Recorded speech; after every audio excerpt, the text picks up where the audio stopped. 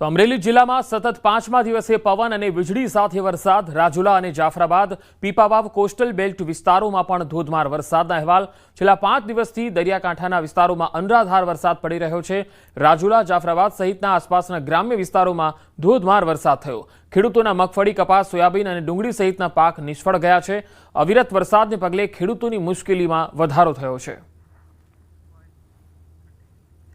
તો અમરેલીમાં હવામાન વિભાગે ભારે વરસાદની આગાહી કરી છે, જેમાં રાજુલા, જાફરાબાદમાં દરિયાઈ વિસ્તારોમાં ભારેથી અતિ ભારે વરસાદ થઈ શકે છે। જાફરાબાદ બંદર ચોકમાં તંત્ર દ્વારા માઇક મારફતે ચેતવણી આપવામાં આવી રહી છે।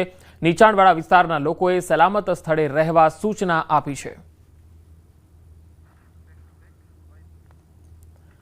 તો મધ્ય ગુજરાતના મહીસાગર જિલ્લામાં કમોસમી વરસાદથી ખેડૂતોએ રાતા પાણી રોવાનો વારો આવ્યો। ન્યૂઝ 18 ગુજરાતીની ટીમ ગ્રાઉન્ડ ઝીરો પર પહોંચી વિવિધ તાલુકામાં જઈને ખેડૂતોની પરિસ્થિતિ જાણવાનો પ્રયાસ કર્યો। સંતરામપુર તાલુકાના વાવિયા મુવાડા ગામે મોટાભાગના ખેતરો બેટમાં ફેરવાયેલા છે। ડાંગરનો કાપણી કરેલો તૈયાર પાક પણ પાણીમાં પલળી ગયો। ખેડૂતોને મોટું નુકસાન વેઠવાનો વારો આવ્યો। ખેડૂતોની આશા પર પાણી ફરી વળ્યું છે। ખેડૂતોના હાલ બેહાલ થયા છે। જગતના તાત સરકાર પાસે યોગ્ય વળતરની માંગ કરી રહ્યા છે। અમારા ગામની અંદર 200 થી 300 એકર જમીનમાં ડોગર વાવી હતી, જે ડોગરને બહુ મહેનતથી અમે ઉપજ મેળવી હતી। ઉપજ મેળવ્યા પછી ડોગર કાપ્યા પછી આ 2 દિવસથી 48 કલાકથી એવો વરસાદ પડી રહ્યો છે કે જેના માથે પાણી ફરી વળ્યું છે। મારે આ ડોગર વેચી અને ટોલું લાવવાનું હતું, પણ હવે એના ઉપર પાણી ફરી વળ્યું છે। આ સ્થિતિ દરેક ખેડૂતની થઈ છે। અત્યારે અમે સરકાર પાસે એવી માગણી કરીએ છીએ કે આ ડોગરનું અમને થોડું ઘણું વળતર મળે। ડોગરનો પાક કાપેલો તમે જોઈ શકો કે ટોટલી નષ્ટ થઈ ગયો છે, એટલે એમને સંપૂર્ણ કશું જ મળવાનું નથી। અને મોંઘું દવા, બિયારણ, મજૂરી આજે 4 મહિનાથી એને પાછળ જ હતા। અત્યારે અમારી હાલત એટલી કફોડી છે કે છોડી વચ્ચે સોપારી જેવું છે। અમને કોઈ પણ વસ્તુનું વળતર નથી કે ઢોરને ઘાસચારો પણ કામ લાગે એવો નથી।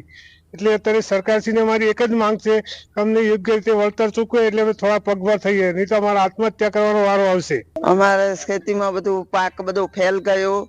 અમારા પાણી થઈ ગયું। અમારા છોકરોની, અમારા ઢોરોની, અમારા ગાયો ભેંસો હોય, અમારે શું ખવડાવવાનું? અમારે ઘાસ બી ફેલજ્યું, અમારે ડોગર ફેલજી, અમારા છોકરો અમે સરકારી નિહાળ્યો બંધ થઈ જી, અમારા છોકરો અમે આ પ્રાઇવેટમાં મેળવો, અમે ફી ચાહે ભરવી અમારા છોકરો। મહીસાગર જિલ્લામાં વરસાદે વિનાશ વેર્યો છે, ત્યારે ન્યૂઝ 18 ગુજરાતી દ્વારા અલગ અલગ વિસ્તારની મુલાકાત લેવામાં આવી હતી। સૌપ્રથમ લુણાવાડા તાલુકા, બાદમાં વીરપુર અને આજે સંતરામપુર તાલુકામાં પહોંચી છે કે જ્યાં તળાવો બેટમાં ફેરવાયા છે। વરસાદે વિનાશ વેર્યો હોય તેવા દ્રશ્યો અહીંયા જોવા મળી રહ્યા છે। દ્રશ્યો બતાવી રહ્યો છું। આ એક ખેતરના કે જ્યાં ઊભી ડાંગર હતી અને ઊભી ડાંગરની અંદર જે વરસાદના પાણી ઘૂસ્યા હતા તે વરસાદના પાણીએ તમામ જે ડાંગર છે તે ફેલ થઈ ગઈ છે, કાળી પડી ગઈ છે। જોઈ શકાય છે દ્રશ્યોની અંદર કે જે પાણી છે તે ડાંગરની ઉપર છે તે તરી રહ્યું છે। દ્રશ્યોમાં જોઈ શકો છો કે તમામ જે ડાંગર છે તે પાણીની અંદર ફેલ થઈ ચૂકી હોય તેવા દ્રશ્યો અહીંયા જોવા મળી રહ્યા છે। બીજું પણ એક ખેતર બતાવવાની કોશિશ કરી રહ્યો છું કે જે બીજું ખેતર છે ત્યાં પણ પાણી જોવા મળી રહ્યું છે। દ્રશ્યો જોઈ શકો છો કે તમામ જે પાણી જે ખેતરો છે તે તળાવમાં, બેટમાં ફેરવાયા તેવા દ્રશ્યો અહીંયા જોવા મળી રહ્યા છે। ખેડૂતોએ અનેક જે ખેતીવાડી અધિકારી છે તેમને પણ રજૂઆત કરી છે કે અમારો તમામ જે પાક છે તે ફેલ થઈ ચૂક્યો છે, જેથી કરીને અમને વળતર આપો તેવી પણ માંગ અહીંયા ખેડૂતો દ્વારા ઉઠવા પામી છે। બીજી તરફ દ્રશ્યો બતાવી રહ્યો છું કે જે કાપેલી ડાંગર, અહીંયા દ્રશ્યો જોઈ શકો છો કે કાપેલી ડાંગર છે તેની અંદર પણ પાણી જોવા મળી રહ્યું છે। કહી શકાય કે ક્યાંક ને ક્યાંક અહીંયા તૈયાર થઈ ગયેલો માલ કહી શકાય, પાક કહી શકાય, તે વાવણી કરી, કાપી અને ખેડૂતે ખેતરની અંદર મૂક્યો હતો। આશા હતી કે આનો મબલક પાક મેળવી અને જાજા પૈસા હું ઉપજ કરીશ અને મારા જે ઘરની અંદર પ્રસંગ છે તે હું પૂરો કરીશ, પરંતુ ક્યાંક ને ક્યાંક જે આ ખેડૂતની આશા છે તેના પર પાણી ફરી વળ્યું છે। અત્યારે તમામ જે ખેતરો છે, આ વિસ્તારના ખેતરો છે ત્યાં બેટમાં ફેરવાયા છે, એટલે કહી શકાય કે તમામ જે પાક છે તે અહીંયા નષ્ટ જવાના આરે આવી પહોંચ્યો છે। ત્યારે ખેડૂતો પણ સરકાર પાસે જે વળતરની માંગ છે તે કરી રહ્યા છે। ત્યારે હવે કેટલું વળતર આ ખેડૂતોને ચૂકવવામાં આવે છે તે જોવું રહ્યું। મિતેશ ભાટિયા, ન્યૂઝ 18 ગુજરાતી, મહીસાગર। ગીર સોમનાથમાં ભર શિયાળે ચોમાસા જેવો માહોલ છે। સતત 6ઠા દિવસે કમોસમી વરસાદ, થોડા કલાકોના વિરામ બાદ ફરી વરસાદની જમાવટ જોવા મળી। કલાકોના વિરામ બાદ માંડ થોડા પાણી ઓસર્યા અને ત્યાં ફરી કમોસમી વરસાદ વહેલી સવારથી શરૂ થયો। વરસાદે ધરતીપુત્રો અને સાગરપુત્રોને પાયમાલ કર્યા છે। હજુ પણ કહેર વર્તાવી રહ્યો છે।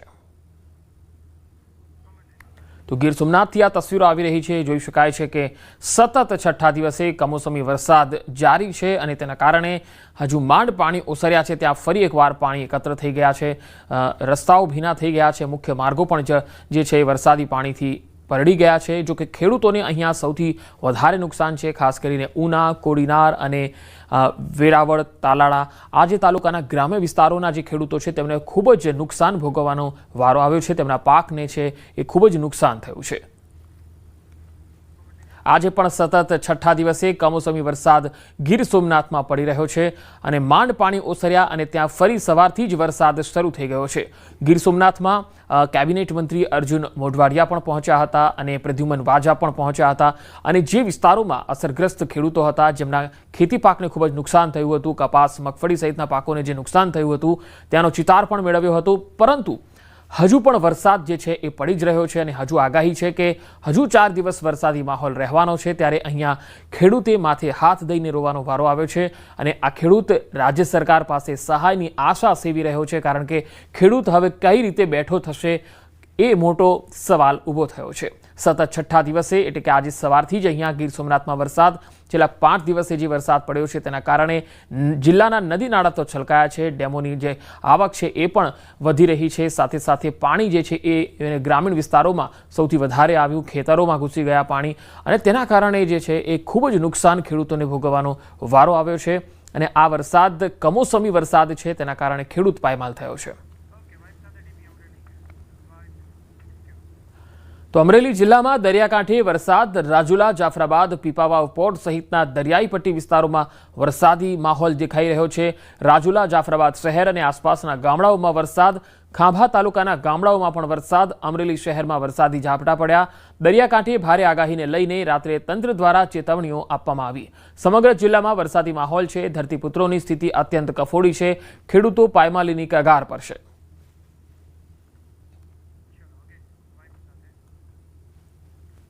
તો કમોસમી વરસાદે વલસાડ જિલ્લામાં પણ કહેર વર્તાવ્યો. સતત 4 દિવસ સુધી વરસાદ વરસતા ખેતી પાકને વ્યાપક નુકસાન થયું, જેથી ખેડૂતોએ રાતા પાણીએ રોવાનો વારો આવ્યો. કમોસમી વરસાદ પડતા મગફળીના તૈયાર થયેલા પાકને પણ નુકસાન થયું.